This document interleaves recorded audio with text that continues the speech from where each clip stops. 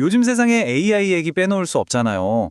근데 이 엄청난 AI 혁명, 대체 뭐가 이걸 실제로 돌아가게 만드는 걸까요? 바로 우리 손톱보다도 작은 반도체 칩입니다. 오늘은 이 칩 전쟁의 최전선에 가장 확실한 방법으로 투자하는 전략, 바로 베네크 반도체 ETF, 코드명 SMH를 제대로 한번 파헤쳐 보겠습니다. 반도체? 이제 그냥 뭐 전자부품 이런 게 아니에요. 이건 AI를 뛰게 하는 심장이고 또 국가의 운명이 걸린 기술 전쟁에서 가장 중요한 무기라니까요. 이제는 반도체를 손에 쥔 쪽이 미래 기술의 판도를 결정한다고 해도 전혀 과장이 아니죠. 자, 그럼 우리 같은 일반 투자자들은 이런 생각이 들죠. 와, 이렇게 중요하고 복잡한 산업에 어떻게 발을 들여놓지? 솔직히 수많은 회사 중에 누가 이길지 맞추는 건 거의 불가능하잖아요. 그래서 일단 이 판이 어떻게 돌아가는지부터 좀 알아봐야 돼요. 왜 이 조그만 칩 하나가 전략적인 병목점이다 이렇게 불리면서 전 세계를 쥐락펴락하는지 그 속사정을 한번 들여다보죠. 이게 수십 년 동안 정말 피 터지게 경쟁하고 또 시장 논리에 따라 움직이다 보니까 아주 극단적인 상황이 된 거예요. 세계에서 제일 잘 나가는 최첨단 반도체를 만들 수 있는 회사가 딱 몇 군데밖에 안 남은 거죠. 그것도 하필 대만이나 한국처럼 지정학적으로 굉장히 민감한 지역에 말이에요. 이 표를 보시면요. 그 살벌한 경쟁의 역사가 그냥 한눈에 딱 들어옵니다. 보세요. 예정엔 180나노 공정 이 정도 기술일 때는 90개가 넘는 회사가 있었어요. 그런데 기술이 점점 더 좋아지고 숫자가 작아질수록 경쟁자들이 막 쓰러져 나가는 거예요. 그리고 마침내 최첨단 3나노 공정에 오니까 딱 3곳만 남았어요. 이건 뭐 거의 완벽한 과점이죠. 심지어 중국이요, 진짜 나라의 운명을 걸고 270조 원이 넘는 돈을 들이부었는데도 여전히 TSMC나 삼성 같은 1등 기업들을 따라잡으려면 글쎄요, 최소 3년에서 5년은 걸린대요. 이 산업에 새로 뛰어드는 게 얼마나 어려운지 딱 보여주는 거죠. 자, 상황 정리가 좀 되시죠? 전장은 정해졌고 핵심 선수는 몇 명 없고 판도는 전 세계의 미래예요. 이런 상황에서 우리 같은 투자자가 얘가 이길 거야! 하고 딱 한 명 찍는 거 정말 어렵겠죠? 그럼 대안이 뭘까요? 그래서 나온 방법이 한 명의 챔피언을 고르는 대신에 이 리그 전체에 거는 거예요. 여러 잘 나가는 선수들, 그러니까 기업들을 한 바구니에 싹 담아서 한 번에 투자하는 거죠.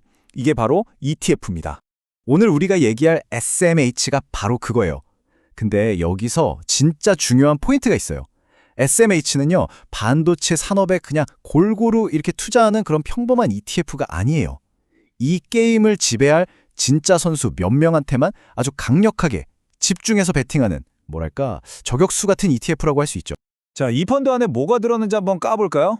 와, 역시나 이름만 들어도 아는 회사들이죠. AI의 뇌를 만드는 엔비디아, 그 뇌를 실제로 찍어내는 TSMC, 그리고 그 찍는 기계를 혼자 다 만드는 ASML까지. 근데 진짜 놀라운 건 이 숫자예요.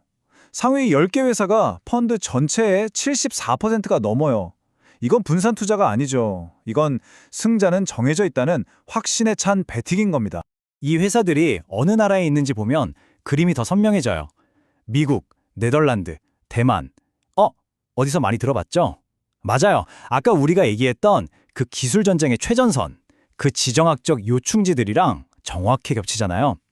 그러니까 여러분의 투자가 말 그대로 이 전쟁의 심장부에 들어가는 거예요.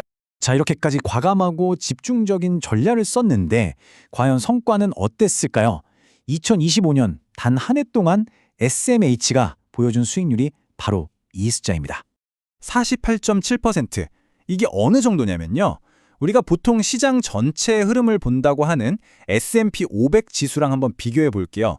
SMH는 그냥 시장보다 조금 더 잘한 수준이 아니었어요. 거의 3배 가까이 그냥 완전히 다른 세상의 성과를 보여준 거죠.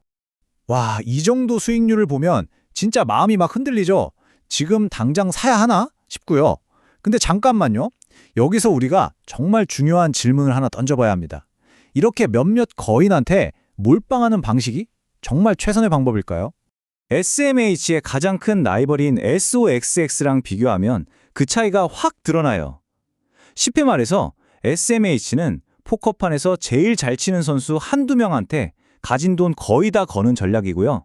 SOXX는 잘하는 선수 여러 명한테 돈을 좀 나눠서 거는 전략이에요. SMH는 챔피언한테 올인, SOXX는 게임 전체에 베팅하는 거죠. 이런 SMH의 특징에 대해서 한 투자자가 인터넷에 진짜 촌철살인 같은 말을 남겼더라고요. 분산 투자 그거 하고 싶으면 딴 데 가서 하세요. 엔비디아 망하면 SMH도 끝장입니다. 좀 거칠긴 한데 이 상품의 리스크가 뭔지 정확하게 콕 집어주는 말이죠. 자, 지금까지는 정말 엄청난 상승 가능성을 봤잖아요. 이제는 동전의 뒷면을 볼 시간입니다. 이 모든 화려한 성장을 한 방에 무너뜨릴 수 있는 리스크는 과연 뭘까요? 다른 사람도 아니고 이 펀드를 만든 베넥이 스스로 매긴 위험 등급을 한번 보시죠. 7단계 중에 6단계. 이게 무슨 뜻이겠어요? 이거 조용하고 안전한 투자 아니니까 안전벨트 꽉 매세요 라고 대놓고 말해주는 거나 마찬가지예요. 구체적인 위험 요인들을 좀 짚어보면 이렇습니다.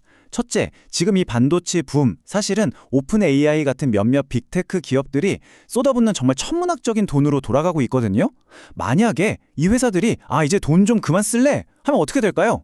둘째, 경기가 안 좋아져서 투자 자금이 말라버리면요? 그리고 가장 근본적인 질문인데 만약에 AI 기술 발전 자체가 어떤 벽에 딱 부딪혀서 더 이상 나아가지 못한다면 이 엄청난 성장의 이유 자체가 사라져버릴 수도 있는 거죠. 결국 SMH는 AI 혁명이라는 거대한 로켓의 가장 앞자리 1등석에 탈 수 있는 그런 티켓인 셈이에요. 하지만 그만큼 짜릿하고 또 위험하죠. 그래서 우리가 스스로에게 던져야 할 마지막 질문은 바로 이겁니다.